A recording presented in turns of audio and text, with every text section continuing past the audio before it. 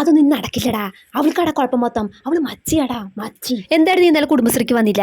നീ വരാത്തതിനും ആ റൂബീന നിന്നെ കണ്ണ് കടന്നും പറയണ്ടായിരുന്നു. ആ റൂബീനാക്ക് എന്തടി എപ്പോഴും ഞാൻ ശ്രദ്ധിക്കണു എന്നെ കാണുമ്പോൾ ഒരു ചൊറിച്ചില്. കുടുംബശ്രീ ആണെങ്കിലോ അവളുടെ വീട്ടിൽ എന്നെ തൊലയ്ക്കുള്ളൂ. എനിക്ക് അവിടെ വരെ നടക്കാനൊന്നും വയ്യടി. എനിക്കാണെങ്കിലോ 2 കാലിൻ്റെ മുട്ട് ഭയങ്കര വേദനയാണ്. ഒരു അടി വയ്ക്കാൻ വയ്യ. വീട്ടിലെ എല്ലാ പണികളും ഞാനല്ലേ ചെയ്യണ്. വയ്യടി. അപ്പം നിന്റെ മരുമകളോ? അവൾക്ക് എന്താടി അവിടെ പണി? ഓ, ആ പെണ്ണിൻ്റെ കാര്യമൊന്നും പറയാണ്ടിരിക്കുക ഭേദം. ഏത് നേരം ആ ചക്കൻ്റെ കൂടെ ആ സത്രമഞ്ച കട്ടലിൽ കയറി കിടക്കുക പെണ്ണിന് പണി. രാത്രിയൊന്നുമില്ല, പകലൊന്നുമില്ല, ഒരു നാണുമാനില്ലാത്തൊരു സാധനം. അത് പറഞ്ഞപ്പോഴാ നിന്റെ മകൻ്റെ കല്യാണം കഴിഞ്ഞിട്ട് വർഷം 4 ആയില്ലടി. ഇതുവരെയും വിശേഷമൊന്നും ആയിട്ടില്ലല്ലോ. ആർക്കാ കുഴപ്പം? മരുമകൾക്കോ അതോ? അത് ചോദിക്കാനുണ്ടടി ആ പെണ്ണിന് തന്നെ. എൻ്റെ മകനക്കൊന്നും ഒരു കുഴപ്പമില്ല. അവനൊക്കെ കറക്റ്റ് ഫിറ്റാ.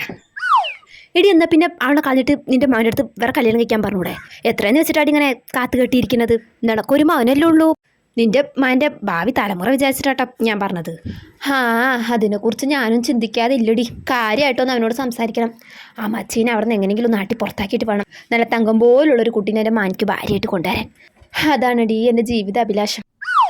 എടി അവളെ അങ്ങോട്ട് തന്ത്രത്തിൽ അങ്ങോട്ട് പുറത്താക്കടി. അതിനുള്ള ഐഡിയ ഒക്കെ അപ്പം നിനക്ക് ഞാൻ പറഞ്ഞിരുന്നോ? എല്ലാം നിനക്കറിയാലോ. എന്നാൽ ശരി, ഞാൻ പോട്ടടി. ഞാൻ പോയിട്ട് വേണം തിങ്ങാൻ എന്തെങ്കിലും വെച്ചുണ്ടാക്കാൻ. അതൊക്കെ നിന്റെ പിടിപ്പുകേട് കൊണ്ടാണ്. നീ വരച്ച വരയിൽ നിർത്തണം മരുമളിനേക്കാൾ.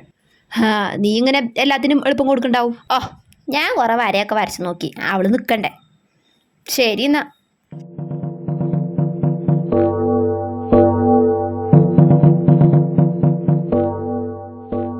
ഉമ്മർത്തൊന്നും കാണാനില്ലല്ലോ അമ്മച്ചീനെ. ഓ, രണ്ടും കൂടി മണിയറേൻ്റെ ഉള്ളില്ല. എന്നാ പിന്നെ അതിനുള്ള റിസൾട്ട് ഉണ്ടെങ്കിൽ വേണ്ടില്ല. എന്ത് കണ്ടിട്ടാണോ ഈ മച്ചീൻ്റെ കൂടെ അവൻ? അയ്യേ ഡീ ജസ്ന, വാതിൽ തുറക്ക്.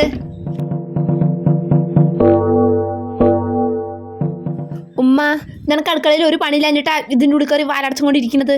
ഉമ്മർത്തെ വാതിലും തുറന്നിട്ടിട്ട്. മനുഷ്യനാണെങ്കിൽ വിശന്നിട്ടാ വരുന്നത്. തിങ്ങാൻ വലുത് ഉണ്ടാക്കി വെച്ചിട്ടുണ്ടടി. എല്ലാ പണിയും കഴിഞ്ഞു ഉമ്മ. ഞാൻ ഉച്ചക്കലത്തേക്കുള്ള ചോറും സാമ്പാർ വരെ ഉണ്ടാക്കി വെച്ചിട്ടുണ്ട്. അപ്പം ഉച്ചക്കലത്തേക്ക് കൂടി ഉള്ളത് ഉണ്ടാക്കിയാ? നിന്നോട് ആരാടി ഉച്ചക്കലത്തേക്കുള്ളത് ഇപ്പം തന്നെ ഉണ്ടാക്കാൻ പറഞ്ഞു? അത് ഉച്ചയാകുമ്പോൾ ഉണ്ടാക്കിയ പോരെ? ഇപ്പം തന്നെ ഉണ്ടാക്കി അതൊക്കെ തണുത്ത് പോവില്ലേ? അവൾ നേരത്തെ കാലത്ത് എല്ലാ പണി ഒരുക്കിയിട്ട് വാതിലും കൊട്ടി അടച്ചിട്ട് കെട്ടിയവനെ കൂടെ സല്ലപിക്കുക. വേണമെങ്കിൽ ചൂടാക്കമ്മ. തിങ്ങാൻ എന്തെങ്കിലും എടുത്തു വെക്കി. അവനവിടെ അവിടെ കിടക്കുന്നുണ്ട്. അവനെയും വിളിക്ക്.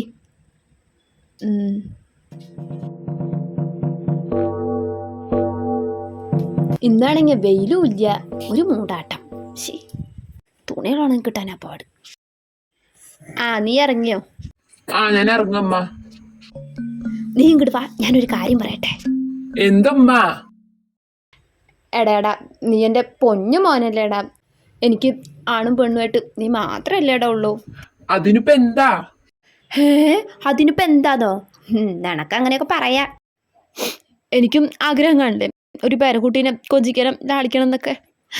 നിങ്ങളുടെ കല്യാണം കഴിഞ്ഞിട്ട് വർഷം 4 ആയില്ലേ? ഇതുവരെ അതിന് സാധിച്ചിട്ടുണ്ടാ? അതുകൊണ്ട് ഉമ്മ പറയണത് എൻ്റെ പൊന്നുമോനൊന്ന് കേക്ക്. ഞാൻ നല്ലൊരു പെൺകുട്ടീനെ കണ്ടുവച്ചിട്ടുണ്ട്. നല്ല ഐശ്വര്യമുള്ള നല്ല വർക്കത്തുള്ളൊരു പെൺകുട്ടി. അതുകൊണ്ടേ നമുക്ക് എത്രയും പെട്ടെന്ന് ആ കല്യാണം അങ്ങോട്ട് നടത്താം. കല്യാണോ? ആരുടെ കല്യാണം? എടാ മണുക്ക, നിന്റെ കല്യാണം അല്ലാണ്ട് ആരാ കല്യാണടാ?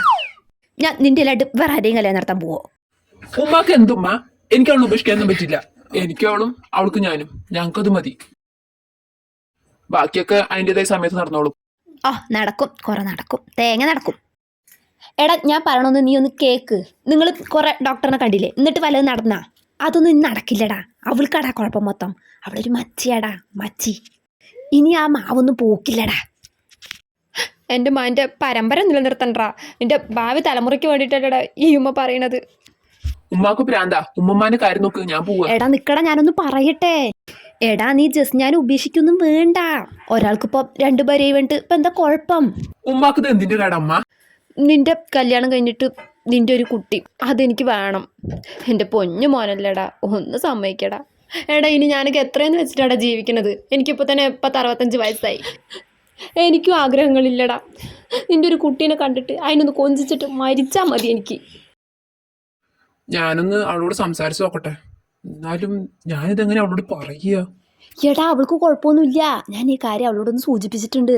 അവൾക്ക് കുഴപ്പമൊന്നുമില്ല. അവളൊക്കെ സമ്മതിച്ചതാ. ഇനിയിപ്പോൾ നീയൊന്ന് അവളോടൊന്ന് സംസാരിച്ചാൽ മാത്രം മതി. അവള് സമ്മതിച്ചോ?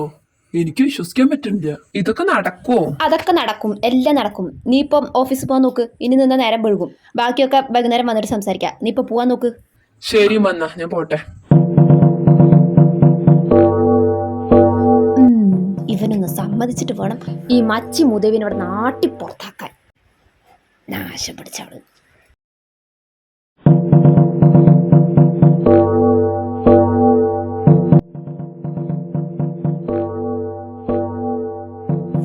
എടി അതെ, വൈകുന്നേരം അവൻ വരുമ്പോഴേ കുറച്ച് കാര്യങ്ങൾ അവൻ നിന്നോട് പറയും.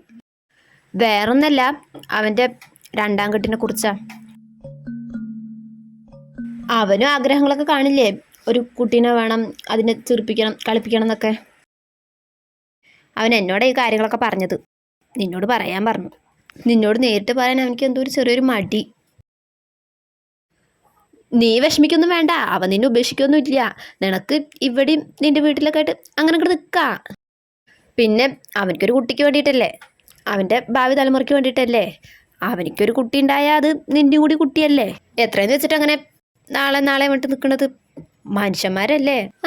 ഒരു മടുപ്പൊക്കെ ഉണ്ടാവും. ഇതിലിപ്പോൾ അവന് കുറ്റം പറയാനൊന്നും പറ്റില്ലല്ലോ. നിന്നങ്ങനെ കുറേ വെച്ചുകൊണ്ടിരുന്നിട്ട് പ്രത്യേകിച്ച് കാര്യമൊന്നുമില്ല എന്ന് അവനിക്കും തോന്നിക്കാണും. അത്രേ ഉള്ളൂ.